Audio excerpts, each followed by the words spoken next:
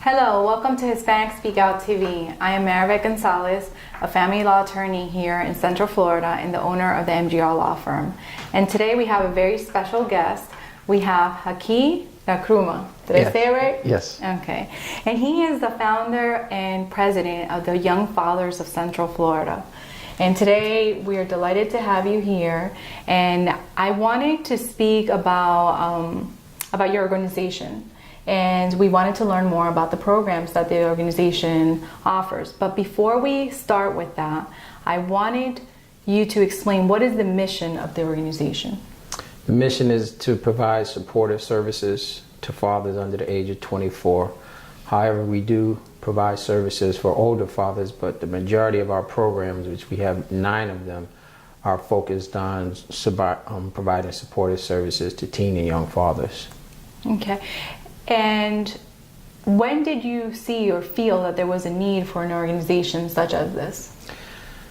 I've seen a need since I was in undergrad school and college a few years ago. And no matter what station in my life, whether it was undergrad school, graduate school, in the United States military, serving over in Korea, I saw the need. So here in Florida, when I relocated here from New York, I saw a need immediately. I was working at Valencia College at the time, and so many young men were dropping out of school.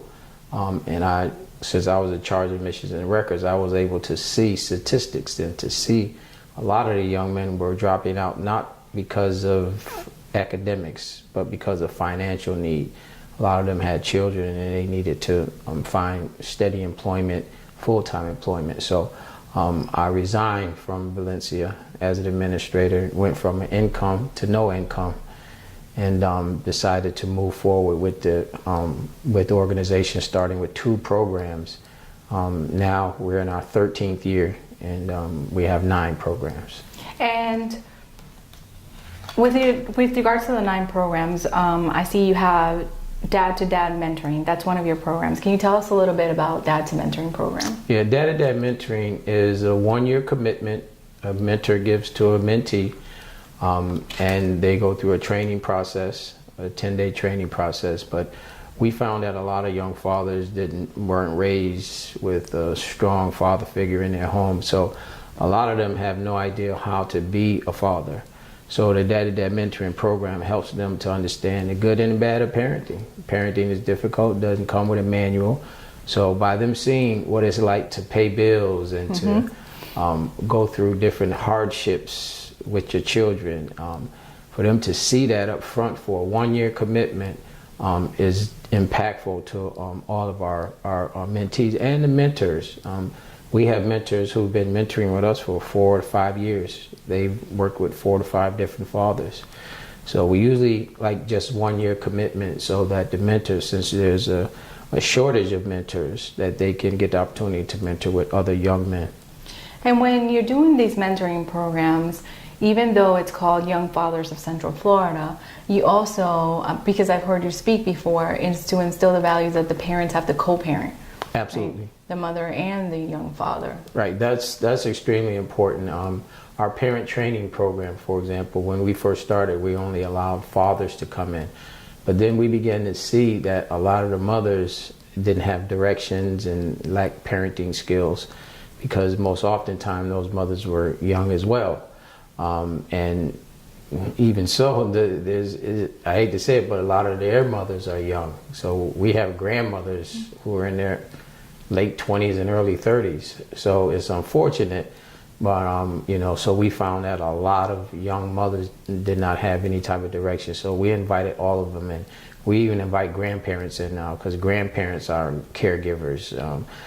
So the whole family can come, stepfathers, father figures, the aunties, anyone who wants to come to the parent training can come to the parent training. Whoever is responsible for that child's life, they can attend the parent training so that the child can be raised in a healthy environment. So what I found interesting in your organization and your programming from hearing you speak before is that both parents are needed, but this is tailored to young fathers because you saw a lack of, and I think you had spoken at one time and had speaker at your annual conference discussing the statistics of the programming for the young mothers, but not enough programming for the young fathers. Right. When you're trying to find statistics on teen parents, more often you find easily accessible statistics for young mothers, but they don't have them for young fathers. And it's unfortunate because you have some systems like our school system in Orange County and in a lot of counties who don't take into account young fathers. They don't have, even on some of the intake forms for the teen pregnancy programs, where a father can put his name. So they just totally exclude him. So most of those programs at high school level and a lot of agencies, they don't even engage fathers. 90% of fatherhood programs in the United States of America don't begin engaging fathers at age 26. So that's giving our young dads, 13 year to be absent and dysfunctional fathers. So that's why we take a lot of statistics, and one of the reasons why I started the conference, National Teen and Young Fatherhood Conference. So people across the country, if they're taking data, if they have systems of identifying growth and improvement, that they can share it with other people across the country, because that's the big problem young fatherhood organizations have, is the lack of networking and the lack of hard data on fathers.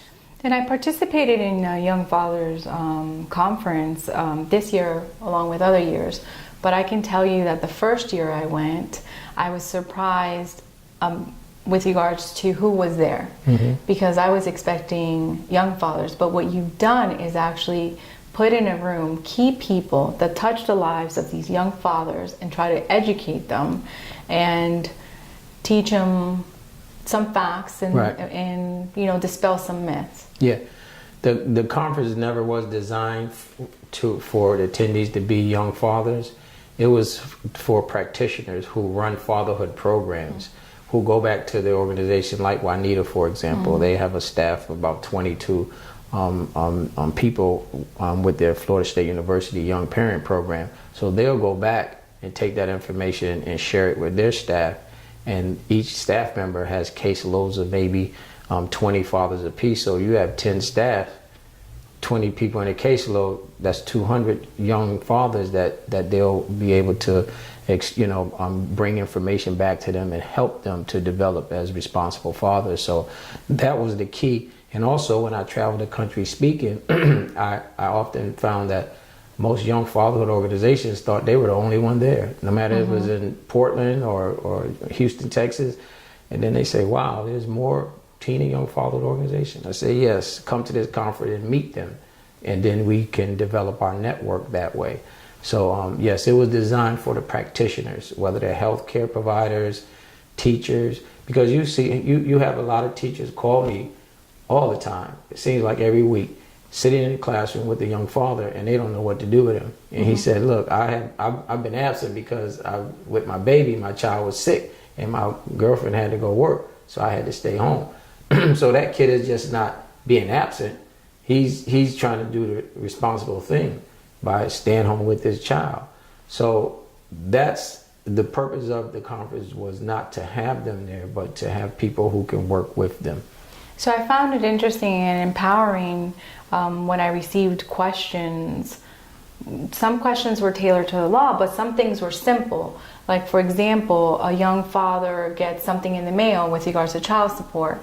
They ignore it because they think, well, it's going to happen anyway and they're going to put me on child support. However, by not going to that hearing, the court might impute income on him. His child support might be higher than what it should be. Right. And then now when they're 20, 22 with their new spouse, or even with the same person, they're trying to get their lives together. They're going to college, they're going to school, and then they get this letter with regards to arrearage, which had they taken the time to answer or just appear at a hearing, this wouldn't have happened. Right. And the reason why I found that it was so empowering is because here I have, because you have provided the platform these professionals that are asking, what do I do? Will show up.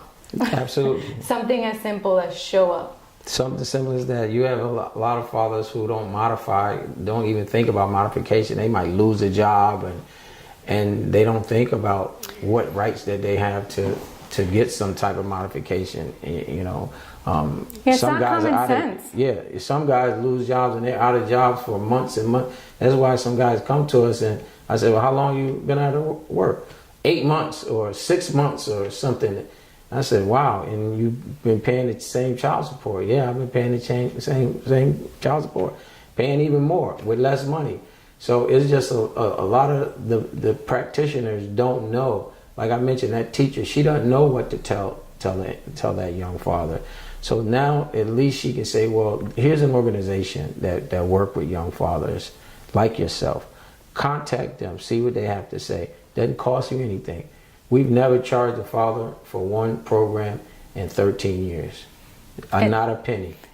Simple tips, just as when you move, change your driver's license. Because the thing is, it's your responsibility to change your address. So you get the letter, and then years later, the defense is, well, I moved, I didn't live at that location. But it was your responsibility to change your driver's license. So it was pretty interesting. Life changes, as we always tell them. Life changes. Life changes. It's not and simple things that you can do. And so you have the parent training and development. If you can briefly tell us about your programming, because I know we're running out of time, and I think maybe we should have you as a guest again. But Absolutely. If you can tell us a little bit about the programming, what other programs you offer? We have parent training, where we provide training to those families that I mentioned, whether it's mother, father, grandparents, significant others. Then we have father support groups, where we provide support for all fathers. So this group is not just for young fathers, because in some of those support groups, you see how the grandparents, how they they help the younger guys.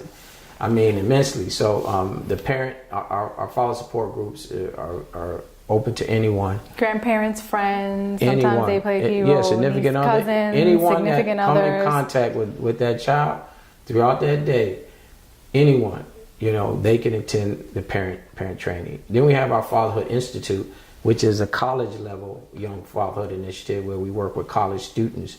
Then we have our Teen Fatherhood Academy, which is a program for 14 and 19-year-old fathers in high school setting, normally in alternative high schools.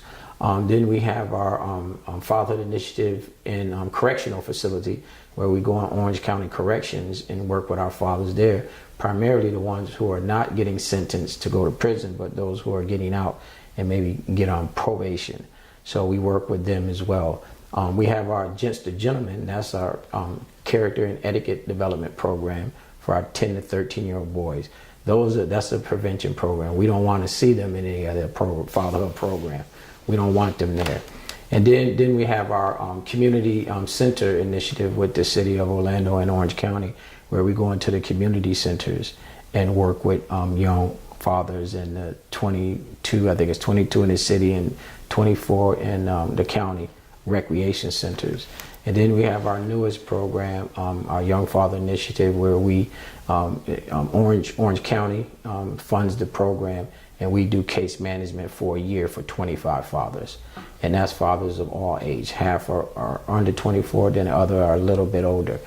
And if you wanted somebody to get involved in your organization and maybe with their time, their mentorship, supplies, food, especially during the holidays, how would they get in contact with you? They just go online to our website, youngfathersofcentralflorida.com. And we'll put this information up for our viewers. Yeah, and there's a comment question section where they can send it in.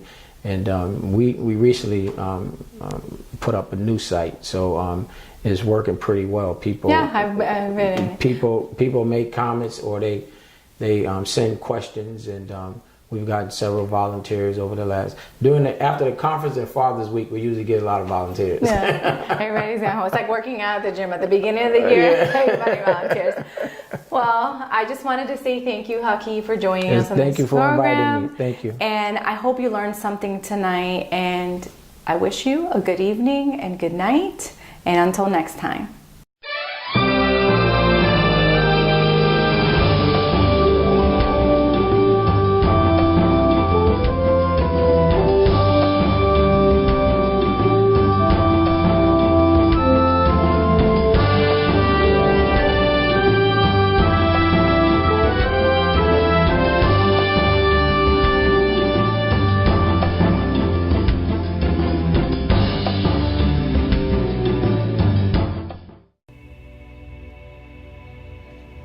She is the child I am for. I am a volunteer child advocate. I am you. Florida residents call toll-free 866-341-1425.